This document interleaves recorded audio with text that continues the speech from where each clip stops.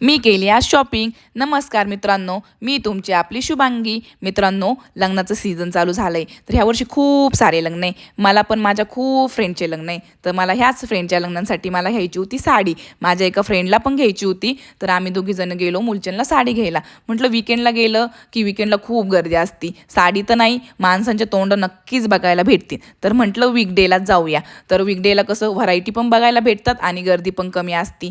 तर आम्ही गेलो तिथल्या साडी सेक्शनमध्ये. तिथे जाऊन बघतो तर काय विकेंडसारखीच खूप गर्दी. का?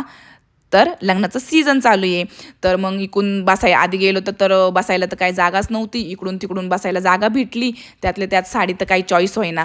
4-5 तास अख्खं मुलचंदची साडी सेक्शन उलतं पालतं घातलं, पण एक पण साडी आवडाना. म्हटलं आल्या सरशी काहीतरी घेऊन तरी जाऊया. तर दोघींनी पण एक एक साडी चॉईस केली. म्हटलं आतमध्ये तर भरपूर लाईट चमकती, तर आता बाहेर जाऊन कशी दिसती काय माहिती.